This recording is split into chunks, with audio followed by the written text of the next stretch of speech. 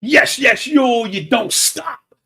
Big John come rocking a short shot, call to the pen. HQ, it's Choco Taco Tuesday with the big man, with the big mouth, from the Big Apple. Big Johnny Stud coming to you worldwide from Brooklyn, New York, as always coming out the chair as always. Woo woo, playoff time.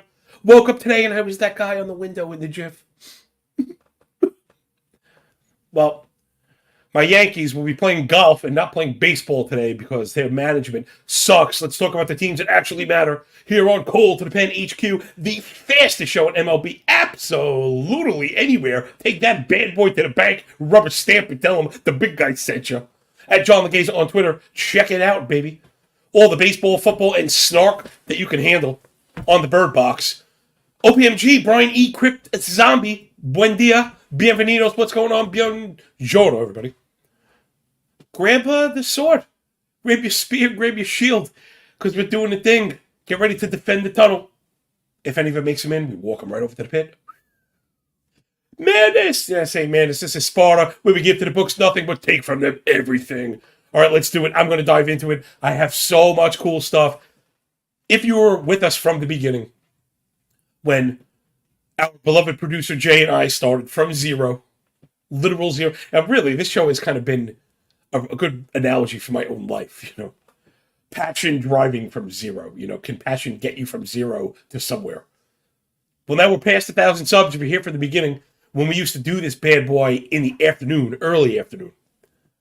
Of course, me used to spend every waking second, death taxes, sun rising in the east, setting in the west, bears making dookie in the woods, and me up before the crack of dawn to bring you this show. I used to just spend those extra 3 hours preparing and bring all the granular stuff. So let's get into it. Hopefully showing off a bit of the nuance and the context that you get when you roll with us. Yes, the season may be almost over, but we still want those cartoon fingers, those cartoon bells. Jam them up inside me. There's plenty of room. You heard? All right. That's going to be so much fun. I haven't been able to do this stuff for a while. 4 games on the slate. It's playoff time. Oh, man, sweating every single pitch. Oh, baby. I can't wait. I absolutely love it. I was joking with Jay. It's not the same without the Yankees. It's not. But I love playoff baseball, especially, we're so ingrained in this, right? This is a little bit of the culmination. Let's close it out strong as always. It's the Texas Rangers going to Tampa Bay. Right, okay, I'm going in order of the games. Good, I got you. I actually got this one right. Texas at Tampa to lead us off. Jordan Montgomery on the bump for the Rangers.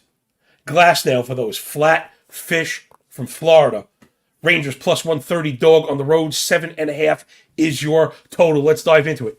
Jordan Montgomery to start. Again, we're diving into Arsenals. We're doing the granular stuff today. Right, if you want the broad view, you can listen to yesterday's show, BGC, I see ya. If you want the broad view, wider view, yesterday's show, still good. Jay, wasn't that a lot of fun to do a show that doesn't die on the vine after 5 hours? I know I was excited getting views overnight. Nothing wrong with that. When you're over there, hit the like button because that shit matters more than it should. All right, back to Jordan Montgomery. Big improvement here, something you want to be looking at when we get back into fantasy and the like. Increasing velocity on off-speed stuff. Montgomery added a mile an hour to the changeup.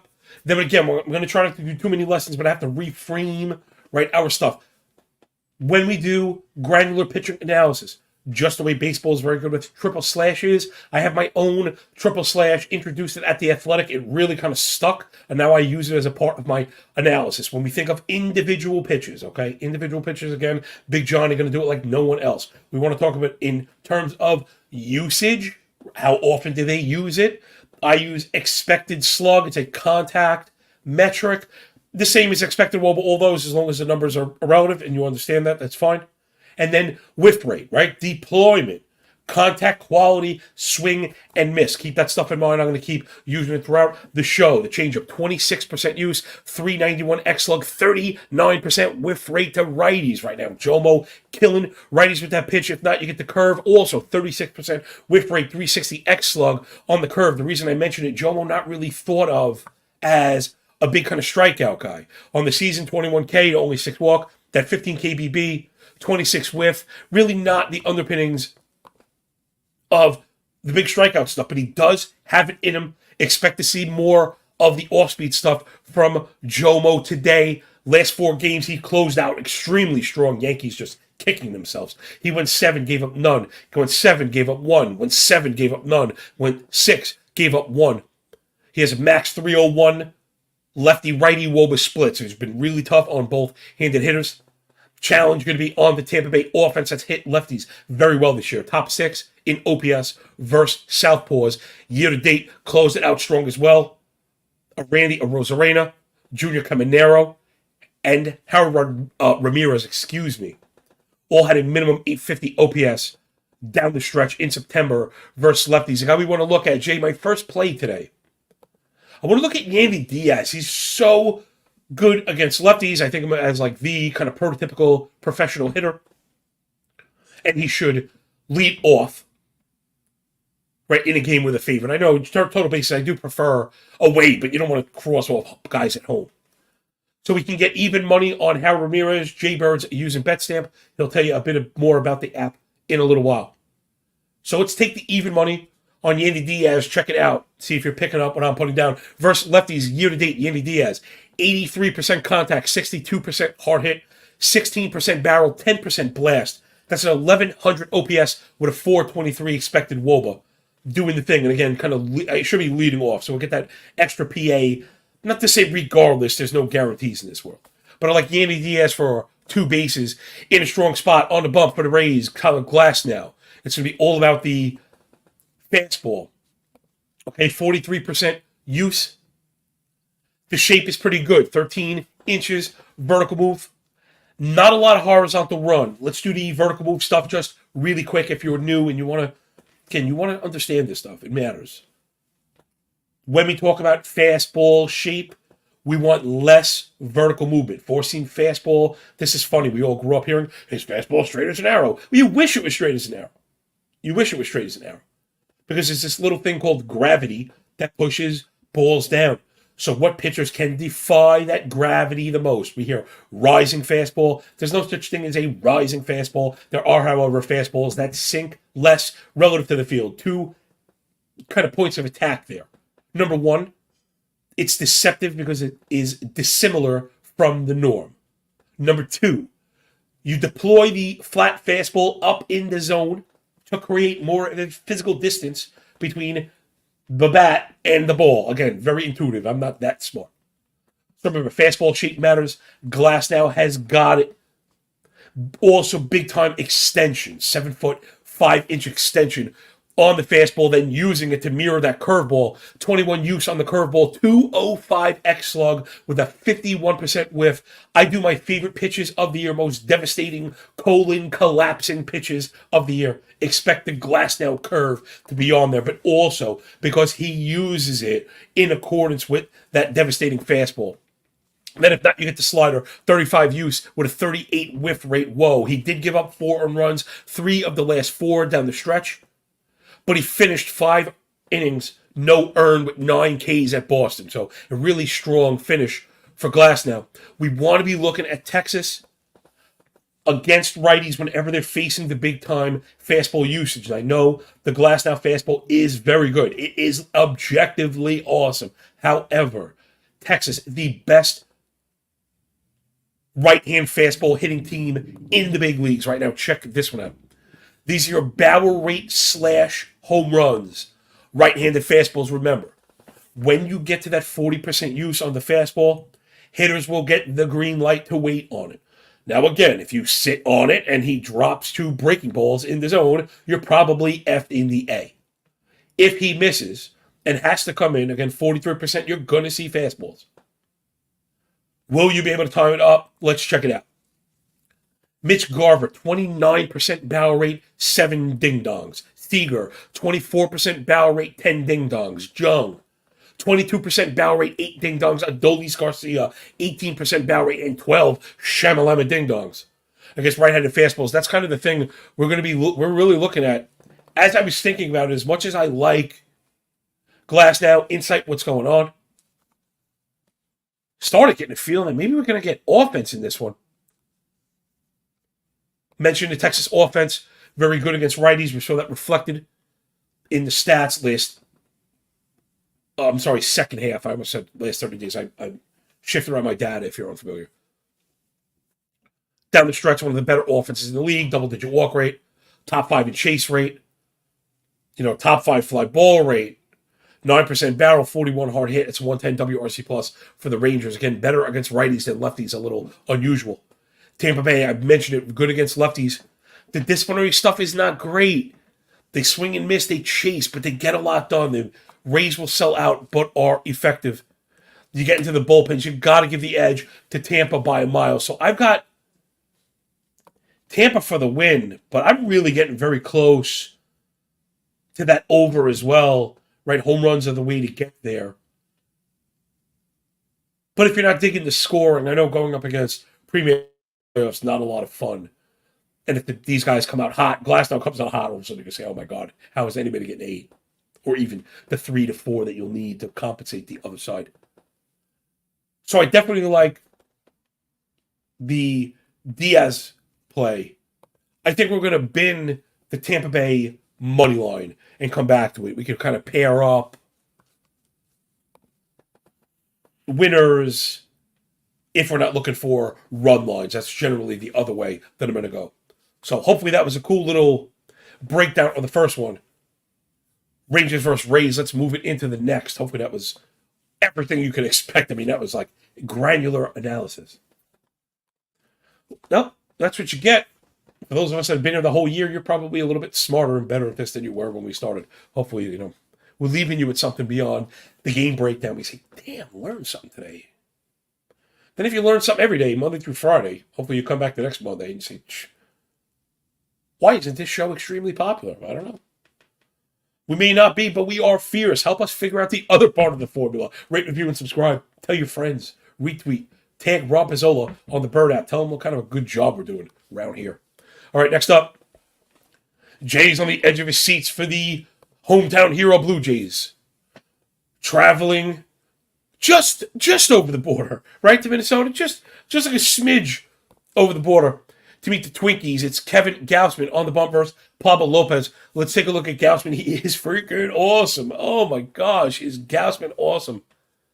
Fastball, one of the best in the game. The movement profile is really sick. And when he uses it with the splitter, the combination is just absolutely devastating.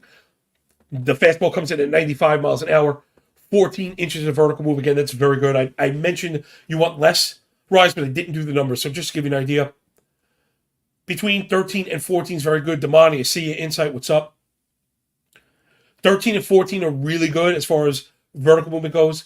Anything like 12 or less is phenomenal. But then you have to pair it with the horizontal run. I mentioned Glasnow lacking that horizontal run. Gausman has it like pouring out of his nose. 14 inches vertical, so nice and flat, but also 11 inches of horizontal run on that. Only a 17% whiff rate, but the contact profile is good. But then he gets you with the splitter. 38 use, a 271 expected slug with a 43% whiff rate. Devastating. Then the slider, 10% use, cleanup pitch, 35% whiff, tons of swing and misses. Bit of struggle down the road, down the stretch. Oh, no, sorry, the opposite. Only 5 earned runs, last 4 games, sorry. 5 earned runs total, last 4 games from Gausman. That's 25 innings pitched. He had 10 strikeouts in 2 of the last 4. However, Minnesota Twins offense, probably the best right-hand hitting team in the league. Not something that does get talked about a ton. But you got to pay attention. 350 expected WOBA. 348 on the other side versus righties. Last 30. Minnesota Twins striking out as always. But the sellout is not as bad as you might think. 26K, but it's double-digit walk. Above average chase. 41 fly ball. 40 pull. 42 hard hit. Double-digit barrel. Right, that's what gets you there. Those are second-half stats. Those are very, very good. Twins just rolling. Hold on, I got some good righty stuff here as well. Minnesota offense versus righties list 30. Royce Lewis is supposed to be back, from what I understand. So Lewis, Waller, Castro, and Carrera, Willie Castro, have a 950 OPS since September 1st down the stretch versus righties. Going to be a tough go. for Gausman. They're going to challenge him. So I love Gausman, love his stuff on the mound, but I'm worried that the offense is going to be the difference here. Who would have thought we were talking about disparity in offense, Toronto and Minnesota, that the edge might be going to the Twinkies. But I mean, it just has to. Offense on the Toronto side, I screwed something up. That's fun. Oh, here it is. Sorry, oh my bad. I got it. Let's check it out. Second half offense for the Blue Jays. They're one of those lefty-heavy teams. Top 3 expected WOBA versus lefties. Just average versus righties. 318 expected WOBA, 307 composite versus righties second half. Not that great. The disciplinary profile is very strong. 21K to 10 walk. You're going to need every bit of that versus Pablo Lopez. They don't chase, but Toronto, just, too many ground balls, not enough hard hit balls. 35 hard hit, 7% barrel. One of the worst power profiles coming into the playoffs, not what you'd expect. And what was the last piece of the puzzle that we've been talking about all year? If you're not going to mash, you must steal bases. It's really beyond me understanding. Again, I pay attention to a lot of this stuff. I try not to give myself too much credit. I like to think I'm at least an order of magnitude or so stupider than the people in the front offices of these teams. But I am really struggling to think I would not be adding wins to a lot of these clubs. I don't know. I don't know what it is. If it's a lack of understanding in ball flight, analytics, how to apply them, maybe stubbornness, maybe trying to over-correlate. I find that happens sometimes. I'm not exactly sure. This one right in front of their faces. Again, me, Big Mouth, talking about this stuff from day one. Day one. We have the receipts. And if we had a room full of producers like those suckers up in Bristol, we'd be able to pull this stuff. But no, it's me and Jay carrying the load, bringing you, the work of 37 people. Thank you so much, man. Toronto not running could be the downfall. You got to get on. The 31 steals in the second half as a team is bottom 5. Again, the hard hit rates are terrible. I'm worried about the righty stuff. I think the difference here is going to be the Toronto offense. Take a look at Lopez. It's fastball, sweeper, curve, and change. Contact profile is sick. Maximum 387 expected slug across the arsenal. That is insane with a minimum 28% whiff rate. He's been just excellent. Remember when he couldn't go 100 innings? Yeah, me neither. The changeup use was at the center of it, but what I picked up on that I actually heard him address as well, he credited the Minnesota front office for helping him develop a sweeper. It's come at the expense of a changeup, which is a good pitch anyway. He just dialed it down. The changeup coming in at 35% use last year, down to 21. Still a strong secondary pitch. But the sweeper is ridiculous. 21 use, 262 expected slug, 36 whiff. You have to understand what that means. A 262 expected slug. Just unbelievable that when you get a stick on it, you do nothing with it. Again, inducing a whiff rate more than 1/3 of the time on a brand new pitch. He struggled down the stretch, and that was the one I had wrong. Again, my apologies, so much data. 3 earned runs or more last 3 games started. But I'm worried. That's the but. It was the White Sox, the Angels, and Oakland. Again, I try not to overreact to the stuff down the stretch, but we also, right with the betting, you have to keep the minutia in mind. One of the repeating parts of the broken record. Pitcher is kind of running out of gas at the end.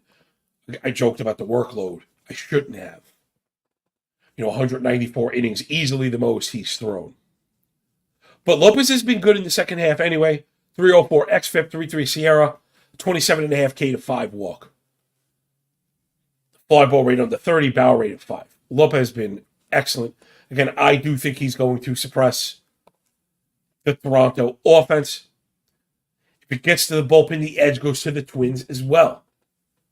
Sorry, Jay. Apologies. But a fact is a fact is a fact. Jay's bullpen, maybe it's a running out of gas thing. If you're looking at the second half, they're really, really strong. When you start to zoom in the last 30 days, it started to fall apart a bit. 94 innings is not nothing. I don't want to overreact. I'd rather use the bigger set, but you can't ignore it. 4.7 ERA, 1.4 whip.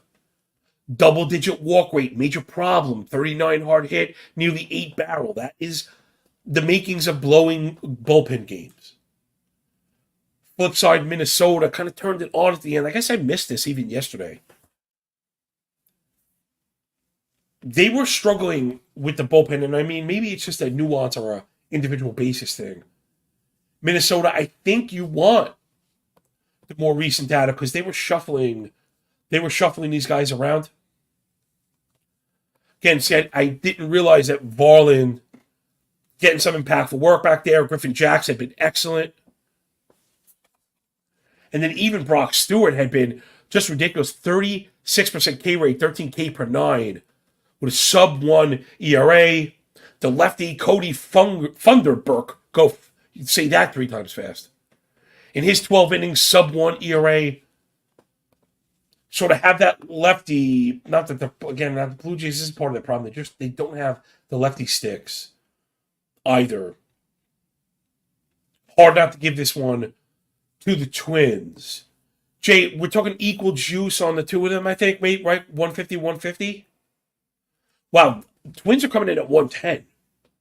So let's bet the Twins at 110, full game money line.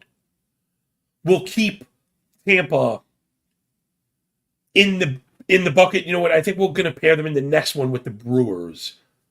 I like the Brewers and Burns over a Fott and the Diamondbacks. We'll dive into that one. But yeah, I guess I just had the pricing wrong. I was thinking more in terms of parlaying. But again, we like it. The analysis is there. We know it's a tough matchup. We know we're going to have to probably win it late. We know it's going to be close.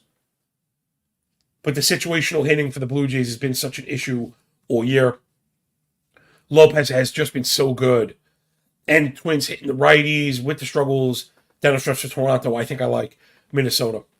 Next up, I mentioned it. It's the stakes with shapes on their back. And Brandon Pfaadt going to Milwaukee to face the Brewers. All right, let's take a look at Pfaadt first. Man, I had to double check this because my man Frankie was tweeting positive stuff about Pfaadt on Twitter. 5.7 ERA, 1.4 whip, 862 OPS on the season. But we mentioned the trajectory thing. He came up and got shelled. He came up again after getting demoted. Second half stuff is okay. Last 70 innings, a 4.2 ERA, 1.25 whip. Sierra just under 4. The walk rate under control. But the contact profile is still really rough. 43 fly ball, 39 hard hit, and 11% barrel, nearly 2 home runs per 9 from Pfaadt. I think that's going to be the issue. That's what we're attacking. Jay, I'm going to keep rambling. Pair the Rays with the Brewers, please. Brandon Pfaadt, you're getting a fastball, sinker, sweeper, change. The sweeper and the change have a 33% whiff rate, which is really good. However, the the big shaking butt and the major problem is the fastball profile. Okay, let's dive into it. And then there's kind of a little half a tangent.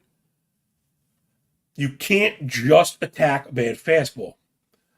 The problem is when you run into pitchers with bad fastballs that also use them too much. Which again seems a little counterintuitive. It feels a little bit stubborn. Maybe, I mean, again, I don't want to be trying to I know better than billion-dollar organizations. But for something that seems so simple, I think sometimes you'd like to see more of the, more push and pull, ebb and flow on pitch usage. Again, you're telling me what, you got to throw the fastball is at 45% of the time to set up the other stuff. Well, the fastball is getting absolutely hammered. 45% usage, a 550 X slug, and only 17% whiff rate. So the ball is getting just absolutely damaged, not inducing whiffs. Not any good. Getting thrown 45% of the time, expect the Brewers to sit on it. Contact's been an issue all season. Fastball, change, and sinker all have a plus 500 X slug. That's that line of demarcation where you want to go after it. Lefties and righties both have a 533 slug composite year to date. He surrendered plus 3 earned runs in 13 of 18 games started. Now, granted, what Frank was picking up was the end of the season. 0 earned runs in 2 of the last 3. He's not wrong, however. It was the 2 Chicago teams. Cubs were in the tank. White Sox were in the tank as well. My beef is the home runs. 2 home runs, 3 of the last 6. Let's take a look at Milwaukee against those right-handed fastballs. Jay, it feels good to be. We're back, baby. We are back. We're back. We're back. We're back. Doing the analysis that separates us from the shtenans out there, the fakes and the phonies. Yeah, you're not even going to get this on MLB Network anymore. Shame. It's like MTV. They once played videos. MLB Network once did, baseball statistics, and now they're, God knows, telling stupid jokes, talking about politics, and absolutely nothing that we care about. You're going to get more here in 45 minutes than you're going to get there literally an entire day, putting your entire day on hold and staring with your eyes open at that garbage. Whatever. I just go with the throats, man. I punch up. That's what we do. Defending Sparta, the things that we care about. Controlling the things we control. Right, people? We don't throw the ball. We don't swing the bat. We do control our work ethic. The fury with which we approach our work, and the consistency. That's why we stick out. Boom. Rate, review, and subscribe matters more than it should. All right, Milwaukee versus the right-handed fastballs year to date. Christian Yelich, give me total bases, my friend. Love that. Hopefully he's I should have prefaced it with, it's got to be plus money. If it's minus 130, I'm not doing that. Maybe we'll shift to a hit run and ribby then. Oh, okay. Beautiful plus money. Loving that on Christian Yelich. Let's take a look versus fastballs year to date. Yelic's going to be sitting on this. 83 contact, 55 hard hit, 12% barrel. That's a 461 expected WOBA, 7 ding-dongs, and an 1100 OPS. After Yelich, we're looking at Willie Adames. I'm not going to bet this one. Just keep an eye on him. Jay, bring up the home run prop for Adames. If it starts with a 3 or a 4, forget it. Maybe 4. Let's say 450 or above. We'll go a buck on Adames. Pure home run play here. 47% hard hit, 19% barrel, 12% blast rate. That's the one you're looking for. A 406 WOBA and 8 home runs against fastballs from righties. The plus 420, it's the odd one. Well, we get plus 400. So you put a buck on the second best odd. We'll go a buck on Willie, Slick Willie. Let's see what else I got. That's the offense from Milwaukee. So, yeah, I'm absolutely worried about Brandon Pfaadt. I mean, game 1, playoffs. I'm not even trying to do the subjective stuff. But, man, that's a big spot. It almost doesn't seem fair. Milwaukee offense, not been great. Struggling against righties down a stretch. The disciplinary profile is very strong. 21K to double-digit walk, 10% swing and strike, 31 chase. So they're going to bring Pfaadt into the zone. They hit too many ground balls, but this is their spot, right? Heavy fastballs, heavy righty. That's going to be the thing. Let's see if Pfaadt goes the other direction, but I already let you know the entire profile gets hit hard. So I got to really like the Brewers. My boy Corbin Burns on the bump for the beer makers. Rich Clark says, "Hi, John. You still optimistic for deep Brewers pro season run? In light of the injury news, of course. Just a quick one on me and my terrible luck here. Rich, the quick answer is no. Because the idea was those 3 guys are going to basically pitch every single game. And now you're getting into like Wade Miley territory where things can get really ugly. And again, the Brewer offense, not necessarily what you need to beat the Braves. And that's what I worry about. So it's time to pivot off it. Unfortunately, what I'm getting at. So I get a call yesterday from The Athletic. If you're not familiar, I do work there.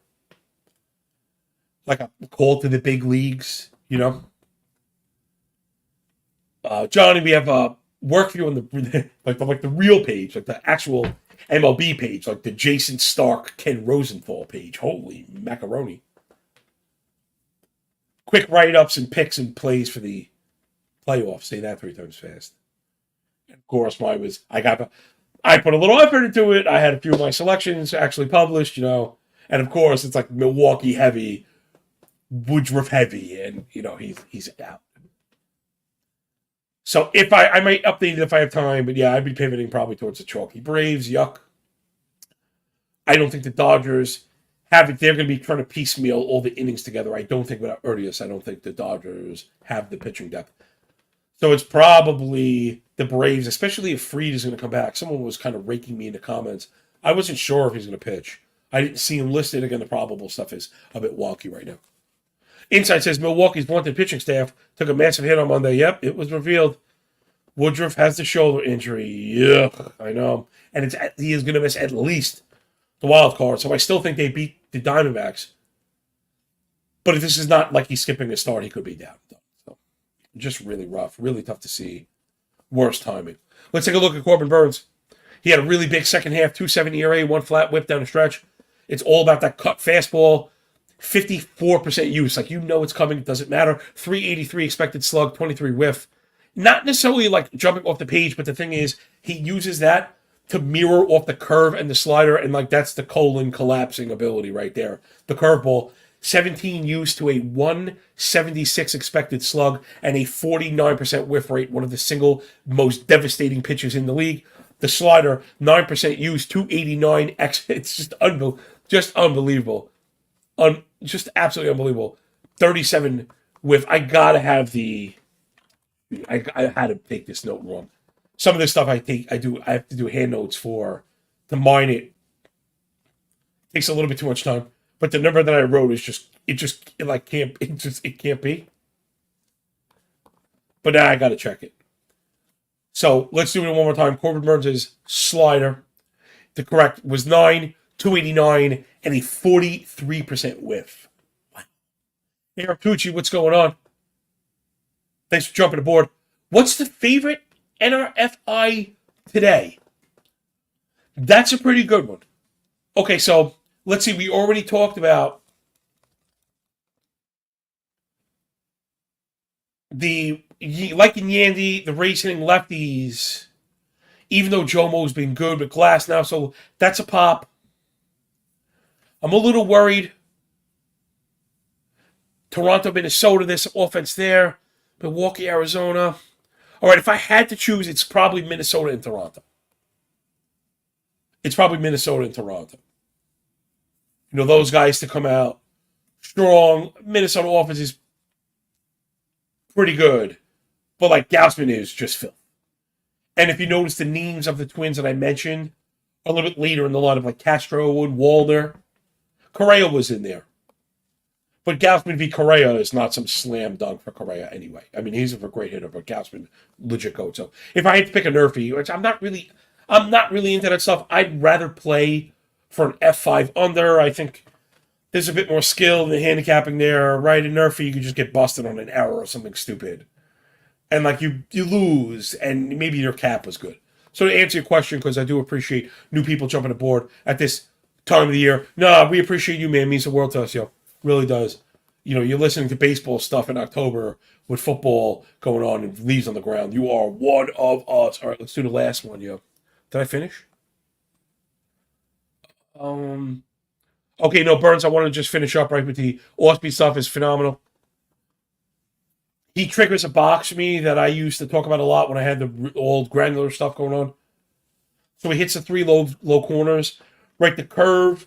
You say, how do you do that? It's only two corners. I count center black as the third low corner. So the curve goes to the arm side, slide it to the glove, and the change up down. So he really can hit all three, right? Think of like a peace sign, right? The trident. The trident.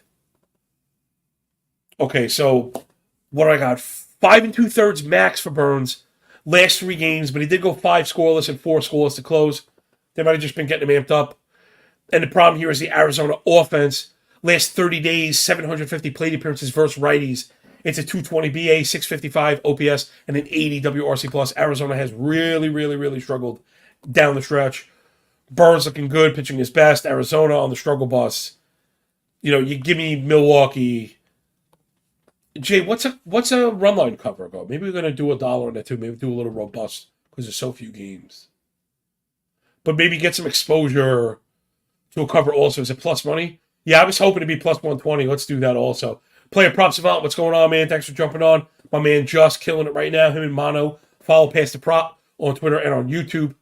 My man Justin super sharp. Oh, you got to be jacked up for Milwaukee. We're on Milwaukee.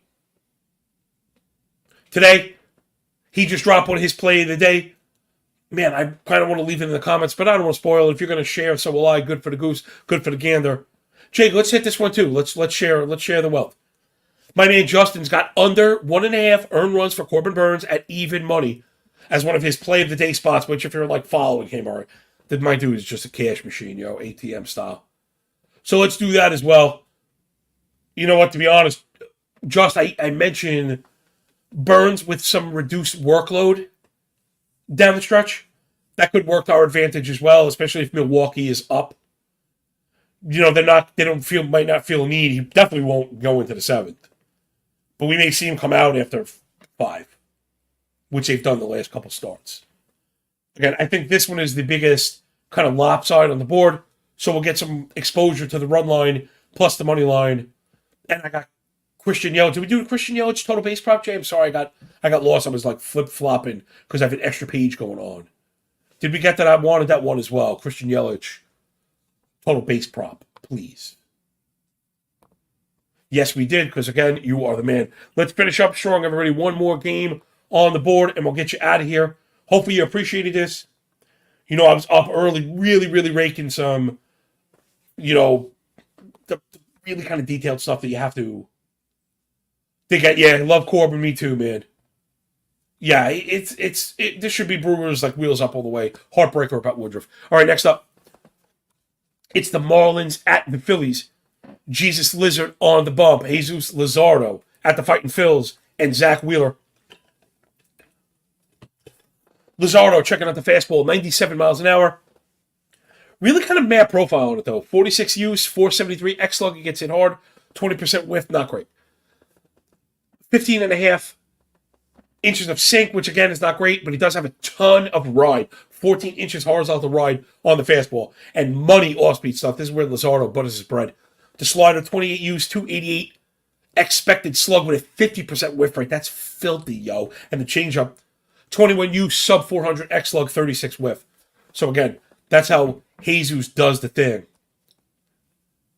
However, right, we talk about workload, some kind of, not say like you just run out of gas. Again, it's not to kill these guys. Excuse me. But again, it's a guy with injury issues now, workload. Can't catch up to you. First 25 games started, 3 ERA with a 112 whip from Luzardo. Last 10 starts, a near 5 ERA with a 1.3 whip.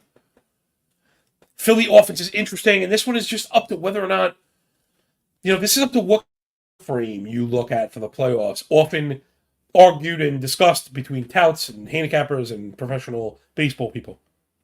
I'm always under the impression that last 7 and last 14 does not translate into the playoffs. There's like a total mental and physical reset with the day off. That said, Philadelphia Phillies have 0 hitters with a plus 365 expected WOBA on the year versus lefties. That's kind of staggering.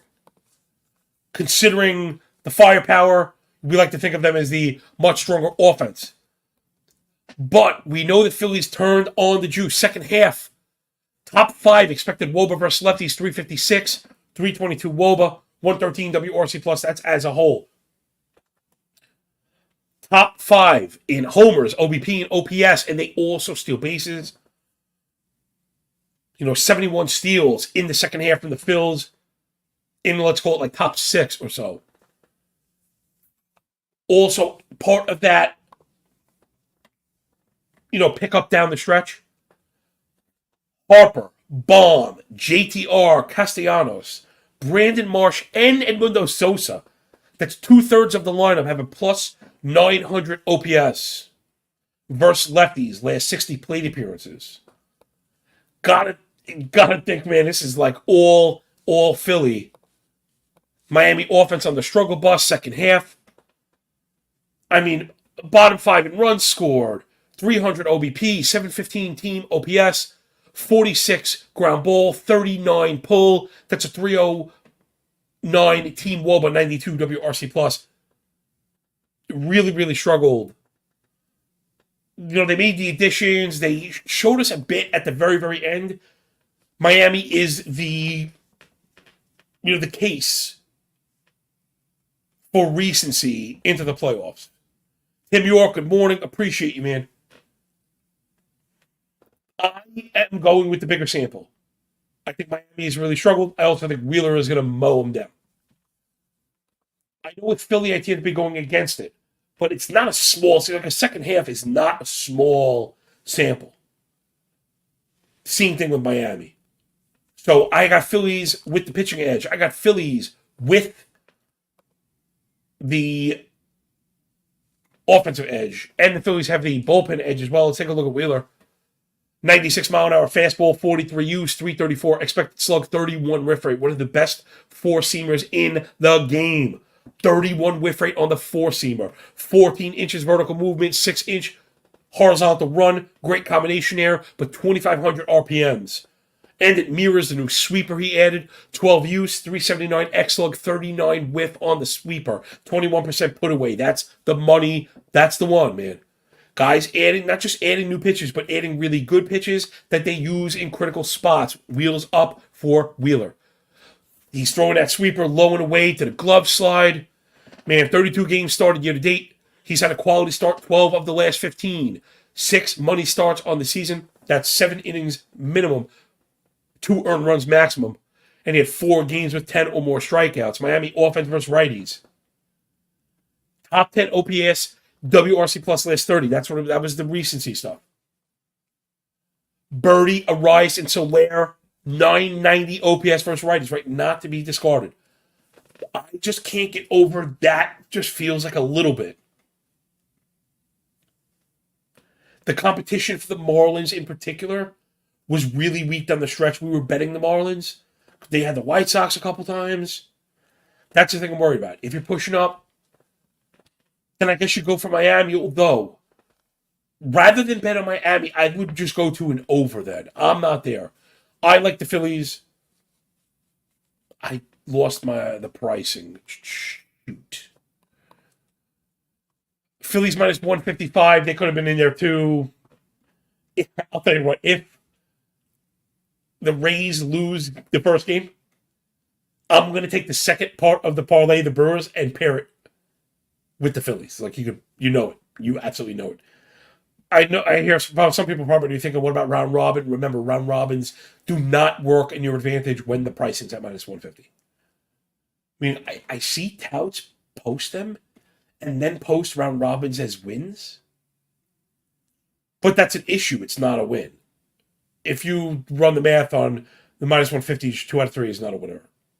Because you're laying out juice 3 times. So I'm going to look to pair, the 2 of them. And go from there. Jay says you can also bet on different sports books and get better odds. Speaking of which, it's a little late for an ad, but why not, man? Let's close it out strong. Best Foot Forward, which is actually our producer. Jay, clear your throat, man. Tell them all about it. For sure, John, I got you here. The easiest way to improve as a sports bettor is to use multiple sports books, just like John said there. Anecdotally, I was looking at a round robin on one sports book between 4 different legs, and I found that if I actually used 3 different sports books and paired them differently, I could actually get much better odds than the round robin on one sports book. It took a little bit of effort, but it ended up with me having a higher potential earnings. So the easiest way to do that is by downloading the app BetStamp. BetStamp is an odds comparison tool. Compares odds across every sports book for games, player props, and futures. Save time and money by downloading the app today. If you're looking to sign up for new sports books, though, make sure you head over to betstamp.app/call to the pen. If you sign up through that page, it helps support the show. Now back to John. All right, what's going on? Yeah, Tim York, I'm on the scene. That's my Nerfy if I had to pick one. NBA Props 20 in the house. You're at the restaurant where the chefs eat. Make sure you're following my dude on Twitter. Just wrapped up a very successful baseball season, and now he and I are starting to collaborate on these ladder plays for NFL. I'm hearing very much like a mega, madness kind of thing going on. Hogan macho thing. All right, NBA Props says, Quick question. World Series dark horse. Oh, this is great. I'm glad you reminded me. Jay, let's place a couple more bets before we get out of here. My dark horse play are the Twins. They have the three-headed starters that really no one else has right now. The bullpen's been really good, and the offense hitting righty. So let's go with the Twins. Jay, let's do what we did yesterday. $2 on the pennant, $1 on the World Series. Do we still have futures up? You should still have access to futures, right? But NBA prop, that's what I'm going to go. I'm going to go Twins. We got some love in the comment section for Baltimore. Again, this has been coming out. I've been called sour, like a sour Yankee fan. It's not the case. Baltimore's offense is pure sex. I also think the way they developed the team is, 80 grade, A+, right? Gold stars on every nose there. However, yeah, I'm a little bit worried about the Jays NBA props. Gausman's the guy. You got to win it today, but I'm worried. That's it. Baltimore. I don't think they have the swing and miss ability from the starting rotation. Is Grayson Rodriguez going to start in the first game? I mean, that's a lot to ask.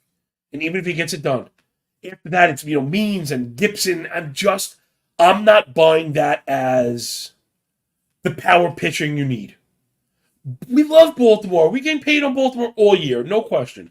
Rutschman, love these kids. Gunnar, love these kids. Oh my gosh, love the Baltimore lineup. I just don't think, especially after losing Felix Bautista, you need to shorten those playoff games. The Baltimore bullpen has not been great since then. We'll go over that stuff before the next round. B. Simmons says, Bradish, you're right. Horse Bradish, how dare I? How dare I? I actually think he's projected to be the one. But now, isn't that kind of like an issue? And again, I think he's brilliant. But he feels like a strong 2 or 3 on a great team. B. Sims, thank you so much, man. I listen, L for love for me. L for love. Big L on a big fat forehead. L for love. But B. Sims, sharpest comment section in the game for a reason. Agreed. Bradish, awesome. Grayson, good. I mean, we're asking a ton. That's it. You're asking a ton. It feels like you're asking a ton to get through a single series, then let alone when you get into the 7-game series. So let's put it that way. Oh, well, like they start with 7-game series. When you're in a 7-game series, you can't rely on, Grayson to go on short rest. I think that, right? The brain goes, the mouth is fast, but sometimes not fast enough.